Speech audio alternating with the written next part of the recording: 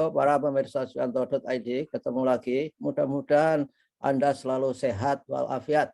Masih bersama channel pendidikan Anda, Suyanto.id, sebuah channel untuk berbagi pengetahuan dan belajar sepanjang hayat. Bagi Anda yang ingin berbagi pengetahuan dengan netizen, kolega, sahabat, dan juga para teman-teman, jangan ragu-ragu hubungi kami. Suyanto.id akan membersamai agar kita bisa membuat konten yang mendidik, karena kita sekarang ini dikerubungi oleh banyak konten yang tidak mendidik. Insya Allah kita akan melakukan amar ma'ruf media sosial. Nah, kali ini kita memiliki tamu yang sangat istimewa. Tapi sebelum berbicara dengan beliau, jangan lupa Anda klik subscribe supaya Anda selalu mendapat video terbaru dari Suyanto.id atau selalu mendapat video dari tamu kita, yaitu Bapak Kiai Haji Zainul Arifin Junaidi. Nah, yang biasa terkenalnya adalah Bapak Kiai Arjuna. Nah, itulah. Hanya nama saja katanya, tapi hanya nama saja, tidak ada implikasi yang lain-lain. Kiai Haji Arjuna itu. Nah, siapa beliau itu? Beliau adalah Ketua Komisi 4 pada periode 2004-2009. Beliau juga pemilik pengasuh Pondok Pesantren Al-Ittihad Poncol Solo Tigo terkenalnya. Tapi secara administratif sebetulnya adalah masuk Kabupaten Semarang. Jadi yang lengkapnya Pondok Pesantren Al-Ittihad Poncol Beringin Kabupaten Semarang. Tapi orang mengatakan Solo Tigo katanya. Nah, enggak apalah, yang penting sampai di sana kalau Anda mau ke sana. Jangan tersesat ke yang lain. Dan beliau adalah merupakan kiai yang sangat dekat dengan Presiden Gus Dur. Bernama Gus Dur itu 24 tahun. Jadi berguru pada Gus Dur luar biasa. Jadi kalau ingin tahu belok Gus Dur, ya Kiai Arjuna ini yang saksi yang paling afdol. Jangan percaya kepada yang lain-lain. Dan berikutnya, beliau ini adalah juga sahabat kami dan kiai kami di BSNP ketika BSNP masih segar bugar sebelum menemui ajalnya, masih di sana. Dan terakhir adalah bukan terakhir, yang saya tahu, beliau adalah pimpinan ketua Lembaga Pendidikan Ma'arif PBNU. Nah, mengapa kita mengundang beliau? Dan beliau sangat luar biasa bersedia, karena ini saya culik saja, jadi 30 menit kami mohon hadir dan beliau siap, alhamdulillah. Karena kita memiliki masalah yang penting dan genting, yaitu program P3K, yaitu ASN yang berskema P3K, dan dampaknya terhadap tentu saja Lembaga Pendidikan Ma'arif. Kita sapa dulu Bapak Kiai Arjuna, jadi supaya Anda semua tidak terlalu lama menunggu. Assalamualaikum warahmatullahi wabarakatuh, Pak Kiai.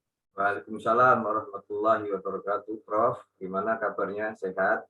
Alhamdulillah, sudah kangen kita ketemu. Ya, lama nggak ketemu ya. Iya. Nggak kopi darat lama kita. Ketemunya di dunia maya. Iya.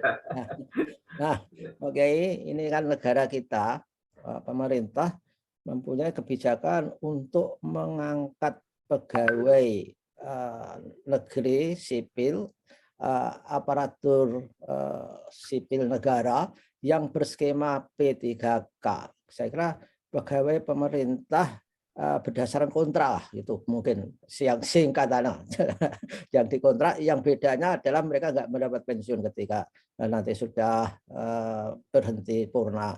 Dan ini kan kebijakan itu bagus, menghargai guru, tapi yang belum dipikirkan adalah dampaknya. Apakah LP Ma'arif di pendidikan di NU juga terdampak, Pak Kiai? Moga Pak Kiai, bagaimana?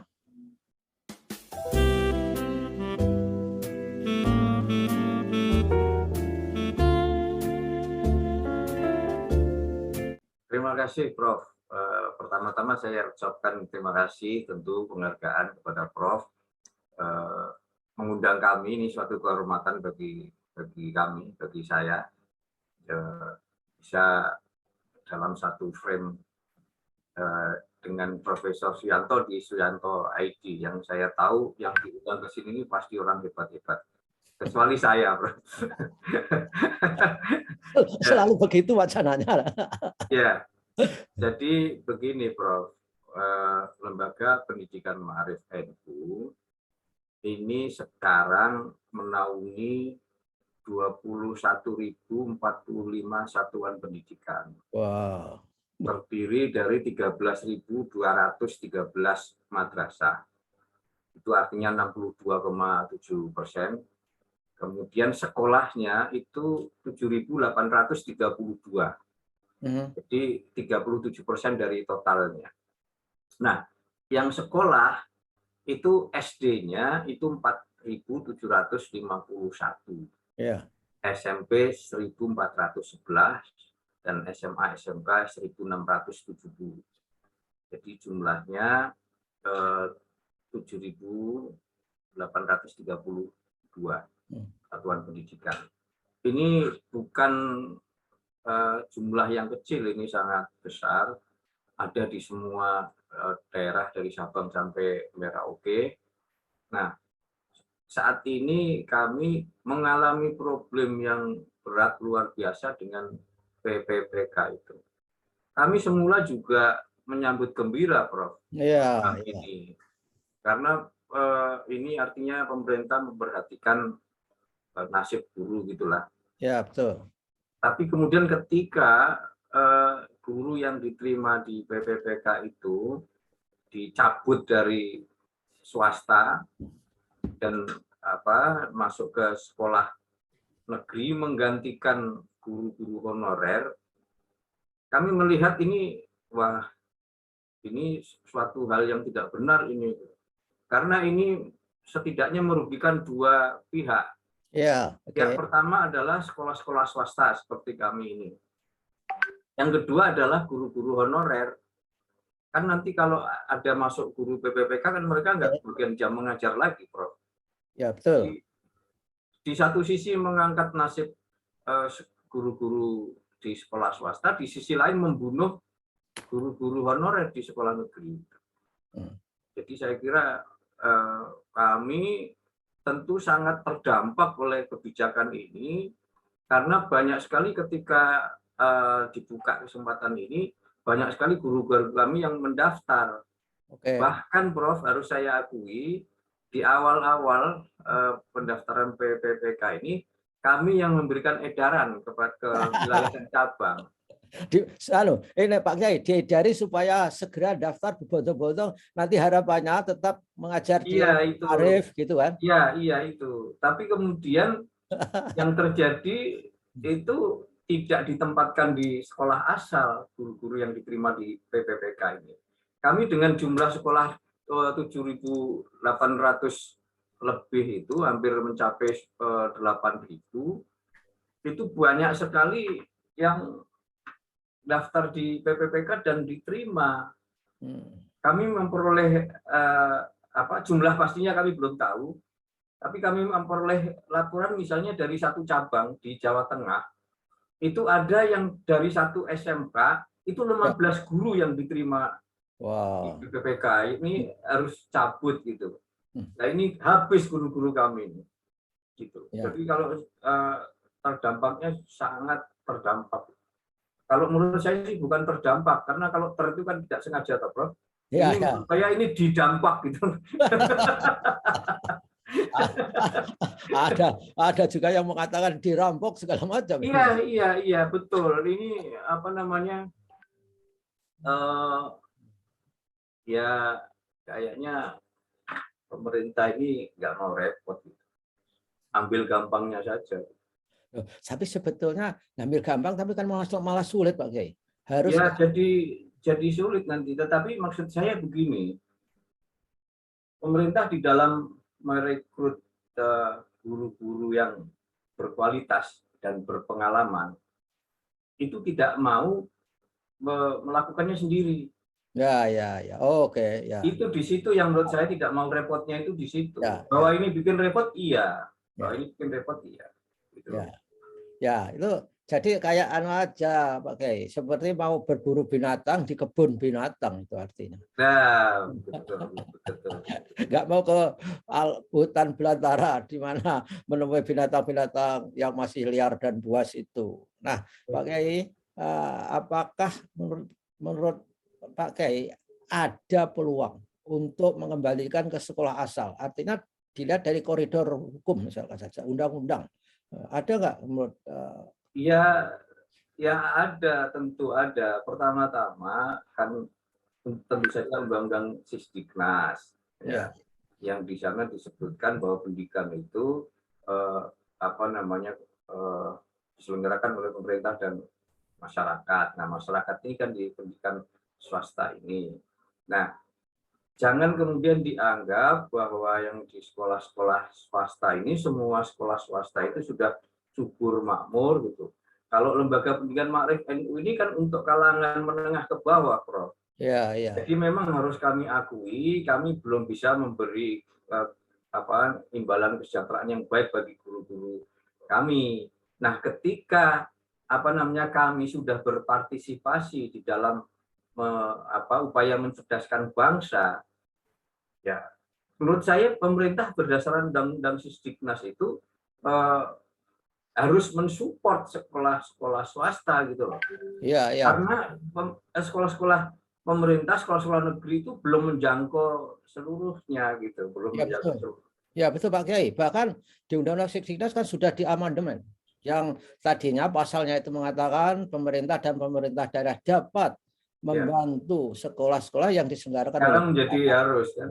dan sekarang harus dapatnya di Harus. Itu makanya saya sampaikan ini kewajiban pemerintah untuk membantu sekolah-sekolah swasta, sekolah-sekolah yang diselenggarakan oleh masyarakat. Jadi menurut saya peluang itu ada, Prof. Kalau menurut saya justru dengan melakukan ini pelanggaran terhadap Undang-Undang Sisdiknas menurut saya. Ya, ya, ya. Ya. Kemudian kalau aturan-aturan mengenai kepegawaian segala macam, terus terang saya tidak menguasai, tetapi yang saya dengar itu ada peraturan-peraturan pemerintah yang memungkinkan untuk itu. Ya. Jadi pegawai-pegawai negeri, guru-guru negeri, ASN, kemudian di DPK-kan di sekolah swasta gitu. Ya, ya, itu diatur di Undang-Undang ASN, Pak Kiai. Nah, iya, ya kan. ASN itu bisa bekerja untuk negara dan juga di ayat berikutnya itu bisa ditugaskan negara di Ya. Terus ada peraturan pemerintah tahun berapa itu? 18 tahun 2005 yang juga memungkinkan untuk itu, Prof. Ya, ya. Ya. Nah, karena apa? Tidak mau karena tidak mau tahu masa lampau. Enggak paham masa lampau, pahamnya masa depan, Pak Kiai. Ya, ini Prof, ini semakin banyak kebijakan-kebijakan di Kementerian Pendidikan dan Kebudayaan ini yang menabrak peraturan perundangan yang berlaku gitu. Ya. Sudah banyak ini soal yang kita tahu juga soal penghapusan UN yang hanya dengan surat edaran menteri, kemudian soal pembubaran BSNP juga gitu. Nah, yang saya heran ini gini, berdasarkan Undang-Undang Pesantren, Kementerian Agama itu membentuk Majelis Masyayikh. Nah, Majelis Masyayikh itu berdasarkan undang-undang ini tugasnya juga menjaga menjamin mutu dan standar pendidikan pesantren. Oke. Tapi di Kemendikbud justru dengan Undang-Undang Sisdiknas ini yang sebuah badan lembaga yang tugasnya juga menjamin mutu dan standar pendidikan malah dimatikan gitu. Ya, ya, oke. Sementara Kementerian Agama justru malah membentuk sekarang ini. Iya. Dunia terbalik namanya. Pak Kiai, andai kata ribuan guru yang menjadi P3K itu tidak ada yang dikembalikan, mungkin sepertiga, separuh dalam masa transisi ke Ma'arif. Bayangan Pak Kiai apa yang akan terjadi dan akan dilakukan? Merekrut guru itu kan tidak gampang susah. sampai pada kualitas itu. Ya. Ya, kami yang kesulitan ini banyak guru-guru produktif SMK ini yang diterima di P3 PPPK. Ini tentu kita sulit mencari guru penggantinya, guru produktif itu. Wong ini saja kita kesulitan waktu rekrutmen pertamanya. Sekarang setelah jadi ya dibajak. Ya, itu ya. Jadi memang dalam kebijakan itu yang pertama itu biasanya mempunyai agenda setting. Oke, agendanya sudah. Setelah itu policy formulation. Nah, rumusannya itu yang harus memang jeli, memastikan bahwa dampak ikutan dari kebijakan itu tidak merugikan, atau paling tidak kalau merugikan itu yang seminimal mungkin. Saya kira ini ruginya tidak minimal ini Pak Kiai. Jadi bagaimana? Ya, jadi menurut saya ini ke depan ini akan berdampak kepada pendidikan bangsa kita secara keseluruhan. Sebab apa? Sebab dengan eksodusnya guru-guru di sekolah-sekolah swasta kemudian mengajar di sekolah negeri, maka sekolah-sekolah swasta akan menurun mutunya, kualitasnya, Prof. Nah, sementara pemerintah sekali lagi belum menjangkau seluruh daerah, seluruh lapisan masyarakat, seluruh komponen bangsa kita gitu. Jadi ke depan saya kira akan sangat besar dampaknya bagi bangsa kita melalui merosotnya mutu pendidikan, karena sekali lagi sekolah-sekolah swasta ini hadir pertama itu sebelum Republik ini ada. Ya, betul. Seperti Taman Siswa, kemudian Muhammadiyah, NU ini kan sebelum Republik ini ada. Itu bukan untuk mencari keuntungan material gitu loh. Ya. Tetapi untuk ikut mencerdaskan bangsa kita gitu. Lalu kalau itu dituding sebagai sekolah swasta mau mencari keuntungan saja gitu, itu menurut saya itu satu penghinaan yang luar biasa itu. Iya. Itu hanya berlaku pada sekolah-sekolah swasta elit yang SPP-nya 1 tahun bisa 60 juta itu. Ya, kalau kami kemarin baru ketemu dengan beberapa penyelenggara pendidikan swasta dari Muhammadiyah, dari PGRI, kemudian dari Majelis Pendidikan Katolik, kemudian Kristen. Mereka pun sebenarnya sama, tidak kemudian semuanya itu kemudian elit dan betul. Ya, banyak juga di daerah-daerah yang mereka kesulitan juga gitu. Nah, itu di situ tidak ada sekolah negeri. Ya. Di beberapa tempat itu kami juga yang ada sekolah kami negeri tidak ada gitu. Lalu anak-anak di situ, anak-anak kita harus sekolah di mana gitu loh. Iya. Jadi kalau sekolah kami mati. Iya, betul. Jadi menurut saya Pak Kiai, jadi kebijakan mengangkat P3K ini tidak sama sekali menyelesaikan masalah kekurangan guru. Sebetulnya kekurangan guru kan masih ratusan ribu. Kalau skenario seperti ini kan seperti kalau kita punya uang di 2 saku, dari saku kiri ke saku kanan saja, tapi uangnya tetap saja. Dan kalau menurut saya tidak begitu, Prof. Ya. Kalau kita punya uang dari saku profesor ke saku saya gitu. Jadi uangnya tetap saja, cuma pindah kantong-kantongnya orang lain. Ya, betul. Iya. Ya. Sekarang begini, misalnya tadi saya sudah sebutkan, guru PPPK kemudian ditempatkan di sekolah negeri menggantikan guru-guru honorer di sekolah negeri itu.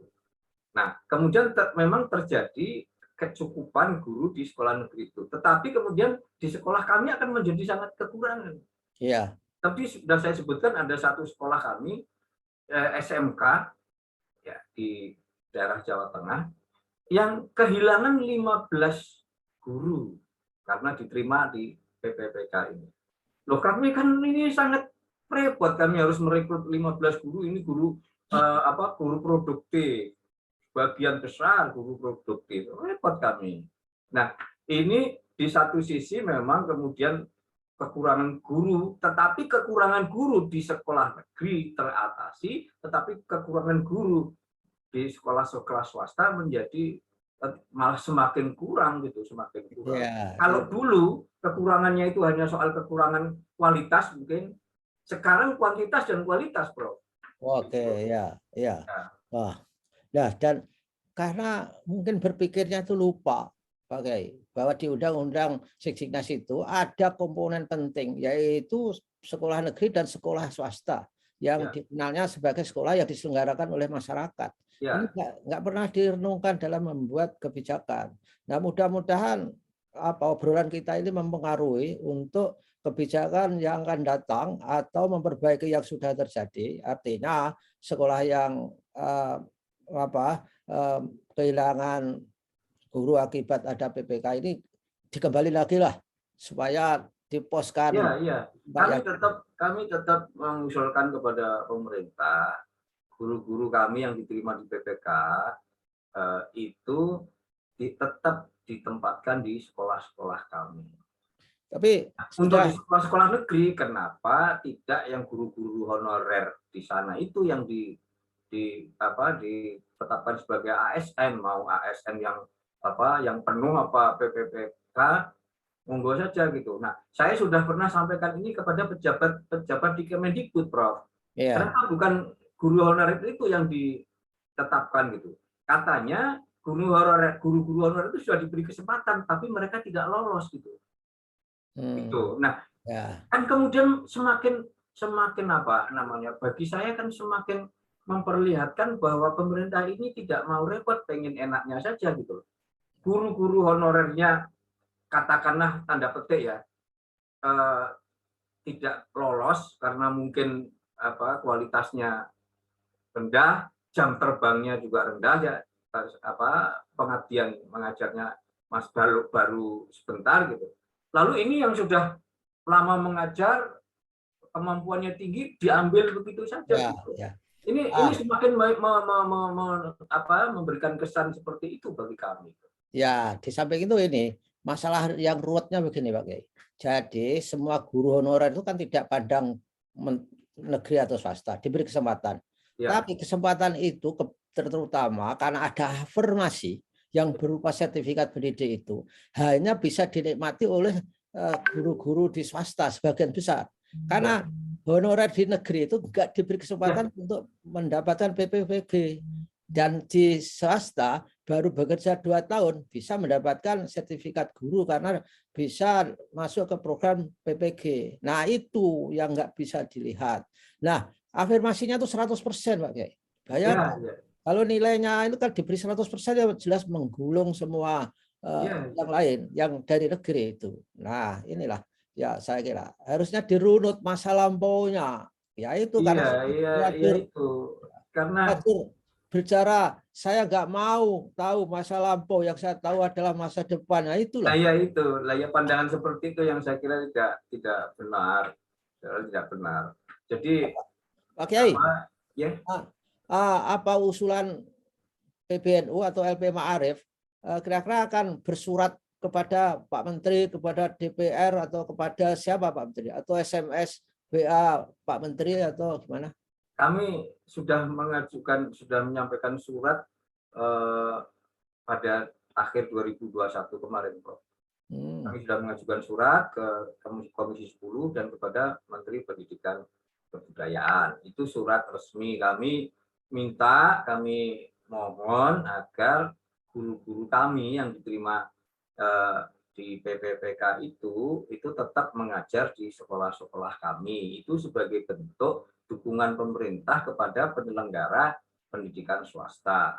Jadi sudah kami kirim ke Mendikbud maupun Komisi 10. Nah, sekarang kami ini Ma'arif juga bersama-sama dengan Muhammadiyah, teman siswa, kemudian Majelis Pendidikan Katolik, Majelis Pendidikan Kristen ini juga menyampaikan surat yang serupa kepada Presiden juga Oh, gitu. PGRI ikut nggak, Pak Kiai? PGRI. PGRI ikut, Bro. Oke. PGRI ikut. Jadi karena PGRI kan juga menyelenggarakan sekolah juga kan. Ya. Ya, Jadi mungkin ini karena ini masalah yang sangat besar, memang tidak cukup hanya di Kemendikbud. Kalau kami bersurat ke Kemendikbud, Kemendikbud nggak tahu bahwa kami juga bersurat ke Komisi 10, ya sudah dianggap angin lalu saja. Gitu. Buktinya sudah berapa bulan ini tidak ada perubahan apa-apa. Dan kami juga secara lisan kami menyampaikan kepada pejabat-pejabat di Kemendikbud itu. Jadi ya biasalah saling membuang lah. Ini urusannya ini urusannya itu gitu. Itu udah seperti biasa. Ya, oke lah. Baiklah, Pak Kiai. Saya kira diskusi kita ini cukup lumayan memberikan masukan. Mudah-mudahan didengarkan dan surat, telepon, komunikasi sudah disampaikan kemana-mana. Dan akhirnya marilah kita berkomunikasi dengan Allah. Mudah-mudahan mereka semua dibuka hatinya, membuat keputusan yang lebih baik dan memberikan maslahat kepada banyak pihak. Terima kasih Pak Kiai atas kebersamaan dengan Suyanto.id. Mudah-mudahan selalu sehat walafiat Pak Kiai bersama para santri di pondok. Dan kita ketemu di lain kesempatan. Wassalamualaikum warahmatullahi wabarakatuh. Waalaikumsalam warahmatullahi wabarakatuh. Terima kasih Prof. Oke, sami-sami. Tampil bersama Profesor di frame ini. Terima kasih.